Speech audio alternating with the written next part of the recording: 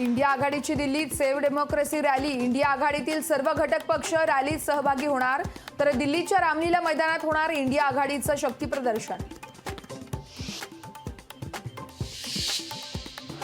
उद्धव ठाकरे आणि आदित्य ठाकरे दिल्लीत दाखल। इंडिया आघाडीच्या सेव्ह डेमोक्रेसी रॅलीसाठी उपस्थित राहणार। महाराष्ट्रातील भाजपच्या सर्व क्लस्टर प्रमुखांची आज महत्त्वाची बैठक। भाजप प्रदेश कार्यालयात संध्याकाळी 6 वाजता होणार बैठक, तर बैठकीला देवेंद्र फडणवीस, बावनकुळे देखील राहणार उपस्थित।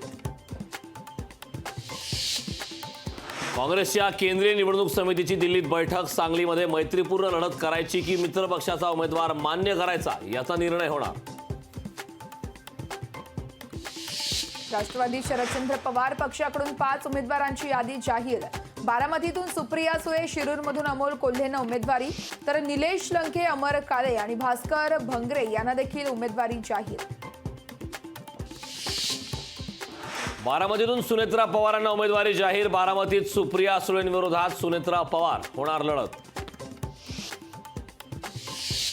ठाणे लोकसभेसाठी भाजपकडून संजीव नाईक यांच्या नावाची जोरदार चर्चा, तर भाजपच्या दाव्यामुळे शिवसेनेमध्ये चलबिचल।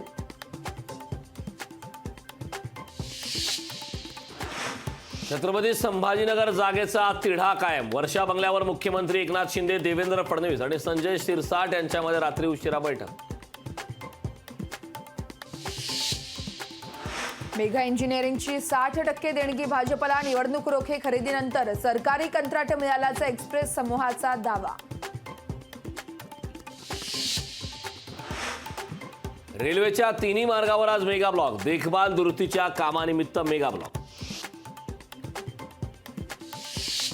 लखनौ सुपर जायंट्सच्या मयांक यादवची पदार्पणातच जबरदस्त कामगिरी।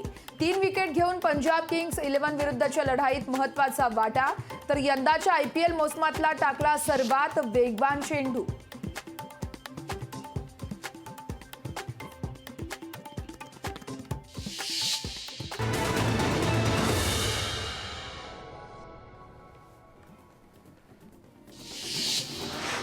बळवंत वानखेडेंचं उत्पन्न 22 लाख रुपये। वानखेडेंकडून आयकर वितरणात माहिती, तर ग्रामपंचायत सदस्य ते आमदार आता लढवणार खासदारकीची निवडणूक।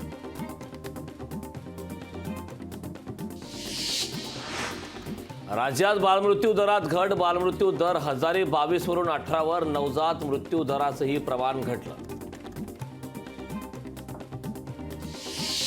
राज्यात 10 दिवसात 3 वाघांचा संशयास्पद मृत्यू। गेल्या वर्षभरात सर्वाधिक अर्थात 52 वाघांचा मृत्यू, तर वन्यजीव संरक्षण संस्थेच्या अहवालात माहिती उघड।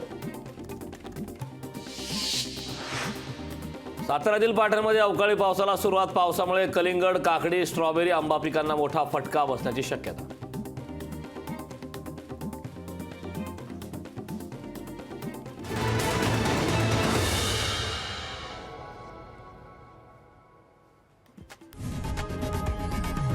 लोकशाही मराठी ऐका, पहा, जागरूक रहा।